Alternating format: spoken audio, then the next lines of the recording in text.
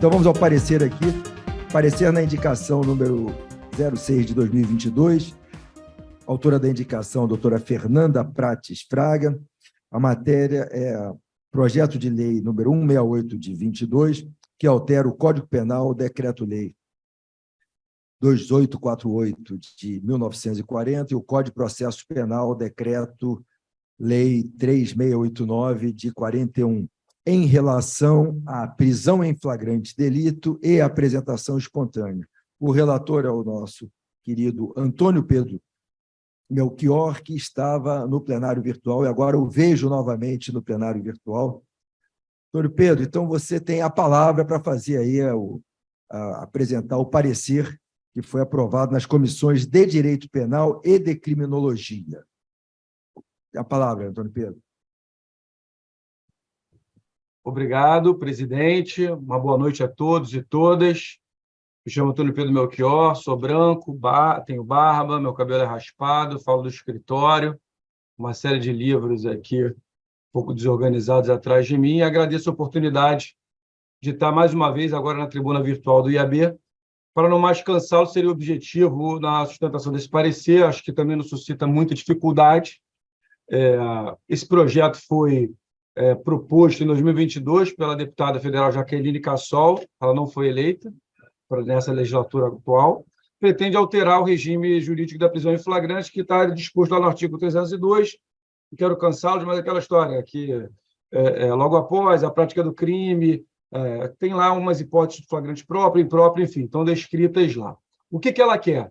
Ela quer ampliar essas hipóteses para considerar flagrante quando há apresentação espontânea do autor ou partícipe do crime à autoridade policial ou judicial para confessar o crime. Ou seja, a pessoa vai à polícia, confessa o crime, o fato dela ter feito isso autorizaria a prisão em flagrante dessa pessoa.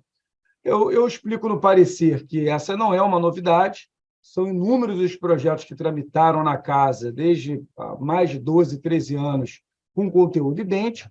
O fundamento é sempre o mesmo, uma certa ideia de que o delinquente, na concepção e na linguagem que eles se utilizam, se aproveitaria de uma certa abertura que a legislação daria a quem se apresenta espontaneamente, e então, sabendo que vai ser pego, correria lá na polícia e se apresentaria espontaneamente para que não houvesse a prisão em flagrante. O discurso é sempre aquele de acabar com a impunidade, diz que se essa pessoa, esse criminoso, mais uma vez, na linguagem deles, não teria intenção de colaborar nada com a justiça e, em suma, só está querendo cidadania. No processo legislativo, ele foi apensado a um outro projeto do mesmo conteúdo e depois foi para o cemitério do projeto de lei 8045, que trata da reforma do CPP. Senhores, a opinião do parecer, já antecipando, é pela inconstitucionalidade, má técnica legislativa dessa proposição. Afinal de contas, o princípio reitor do processo penal é a presunção de inocência, que vai tutelar e criar restrições ao emprego das prisões provisórias e também das medidas que a gente chama de medidas pré-cautelares, como a situação de flagrante. Mas a questão mais interessante, eu acho, desse parecer aqui, presidente em exercício hoje, doutor Carlos Eduardo, é como, e eu também me refiro agora respeitosamente ao deputado Miro Teixeira, que eu vejo também que está aqui no plenário virtual, como os conceitos jurídicos aparentemente não são capazes de constranger e criar certas balizas a que deveriam estar submetidas à racionalidade legislativa, à atividade legislativa em geral. E aqui é curioso, porque se eu chamar esse telefone de geladeira, eu não vou conseguir arranjar comida nenhuma aqui, porque o telefone não guarda comida e a geladeira não serve para ligar. Eu estou querendo dizer com tudo isso? O flagrante expressa uma determinada situação da vida que se refere à contenção de uma situação, o estacionamento de uma situação conflituosa e a arrecadação de evidências que possam estar sendo produzidas naquele contexto. Então, ele tem uma função eminentemente administrativa, de fato. Não é possível colocar toda a situação em flagrante, porque flagrante não será sem corromper o conteúdo jurídico desse conceito. Então, é uma coisa, de certa maneira, um pouco esdrúxula o que é proposto aqui. Quando o sujeito se apresenta espontaneamente, ele não está cometendo nenhum crime, e nem ele acaba de cometer um crime. Então, em flagrante, ele não poderia estar. Esse é só um motivo mais óbvio da má técnica legislativa dessa proposição, além, é claro, como eu havia acabado de sustentar, ofende a presunção de inocência e, inclusive, a disciplina das prisões prevista na Constituição, porque, como todos sabemos, ninguém pode ser preso senão em flagrante delito ou por ordem escrita e fundamentada de autoridade judicial competente. Então, vejam, não dá para você aumentar, inventar. Aliás, não vem ao caso agora, mas me lembrei de um outro projeto que tratava com flagrante qualquer lembrança da vítima a qualquer tempo que a delegacia. Não é possível fazer dessa maneira.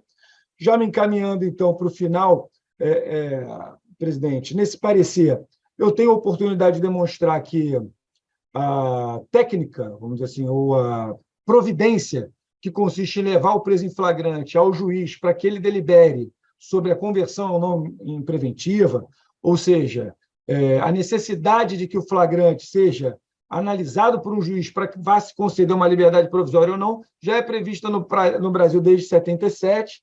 É uma discussão realmente que não parece ter muita força. Há mais de 30 anos, o Supremo Tribunal Federal reconhece prisões em flagrante como ilegais sempre que considera-se a apresentação espontânea como um motivo determinante dessa detenção em flagrante.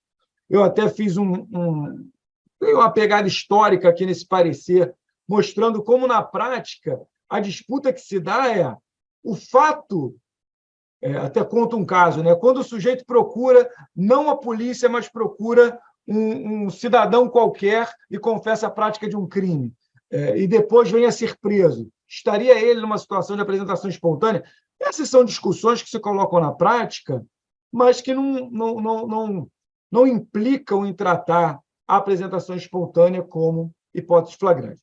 Por fim, então, senhores e senhoras, confrades, confreiras, a legislação ela não proíbe a decretação da prisão preventiva a quem se apresenta espontaneamente, em que pese, na minha opinião pessoal, a apresentação espontânea devesse, inclusive, impedir a prisão preventiva.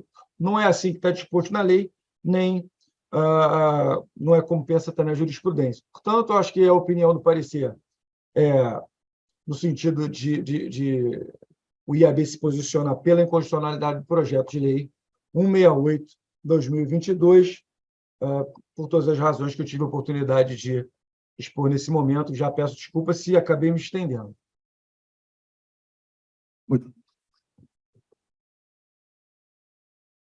Muito obrigado, Antônio Pedro, por sua exposição claríssima com relação ao projeto de lei, que realmente querem mudar inteiramente o Instituto, não é? Dar uma nomenclatura de prisão em flagrante, o que não é flagrante, coisa nenhuma, e pior ainda, né, na lógica, a confissão espontânea, que é uma circunstância atenuante. O autor do projeto está querendo penalizar, criar uma sanção para aquele que faz algo que, via de regra, é beneficiado pela lei porque poupa, né, da autoridade, da máquina estatal, muito trabalho na elucidação do fato tido como criminoso, ou do fato criminoso em si. E uma lógica contra todo o sistema que, como você bem colocou, da primeira prisão em flagrante vai ser imediatamente examinada pelo juiz se há necessidade de convertê-lo em prisão preventiva. Se o Ministério Público achar que há necessidade de prisão preventiva, ele vai fazer a representação e o juiz decretará a prisão preventiva. Quer dizer, essas minhas considerações aqui, estou fazendo um resumo daquilo que você colocou muito bem. Eu, então, indago se alguém deseja esclarecimentos, eu abro o debate sobre o parecer.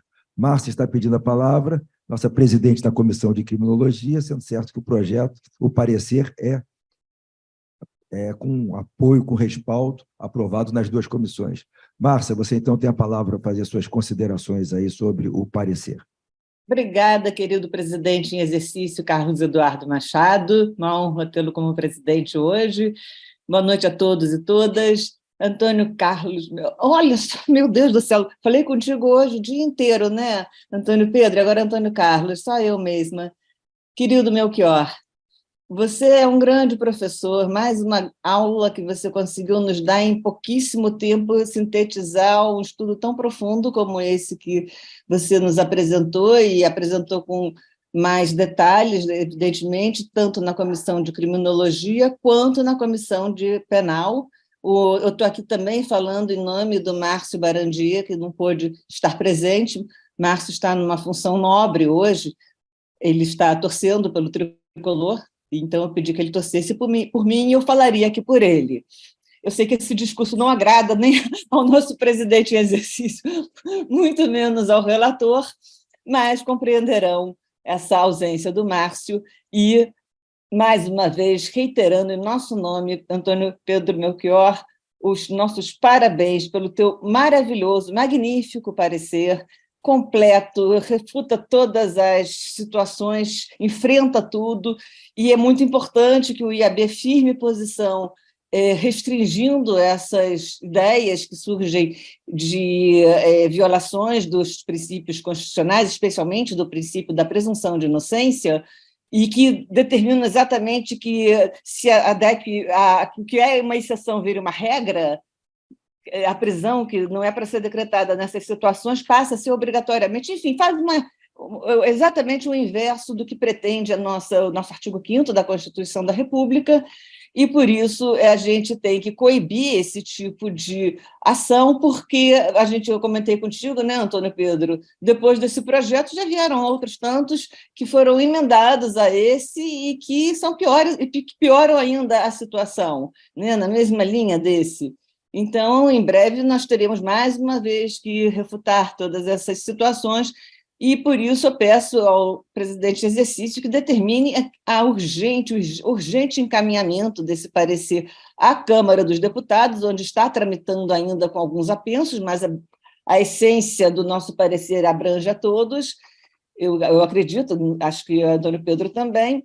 Então, eu acho que a gente tem que realmente fazer o possível para que esse parecer chegue ao maior número de parlamentares que sejam alcançáveis, né, para que surta os efeitos desejados e a gente consiga coibir ainda aqui um pouco, com as explicações magníficas que Antônio Pedro teceu no parecer, que eles reflitam um pouco sobre esse punitivismo, essa necessidade de mais encarceramentos ainda em situações que efetivamente contrariam os princípios constitucionais que deveriam garantir e aqui estão sendo violados. Parabéns, Antônio Pedro, o parecer é magnífico, em meu nome, em nome do Márcio e, evidentemente, da torcida tricolor. Beijo. Muito obrigado, Márcia, por suas considerações aí, mas hoje estamos todos o jogo aí Libertadores, todos torcemos para os times brasileiros e nós do Rio de Janeiro, que o Rio de Janeiro siga adiante, uma vez que o Flamengo, né, que é a força maior aqui, não prosseguiu na Libertadores. Alguém mais deseja algum esclarecimento com relação ao parecer? Ninguém mais?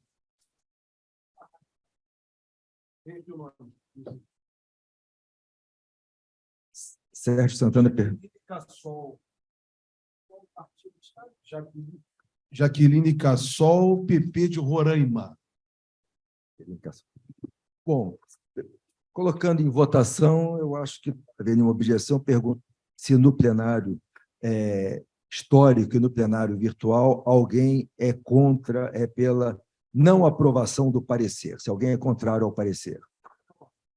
Não sendo ninguém contrário, o parecer está aprovado por aclamação. Parabéns, Antônio Pedro, pelo seu excelente trabalho de detalhar essa questão. Infelizmente, o projeto é uma coisa que o Congresso, pelo menos, nos enche de oportunidade de nós reafirmarmos, né, a qualidade do nosso trabalho, dos nossos estudos, a convicção de uma linha legislativa, com esses projetos, né, absolutamente esdrúxulos, inteiramente fora, né, da linha jurídica de uma proposta, não só na área penal, tributária e várias outras.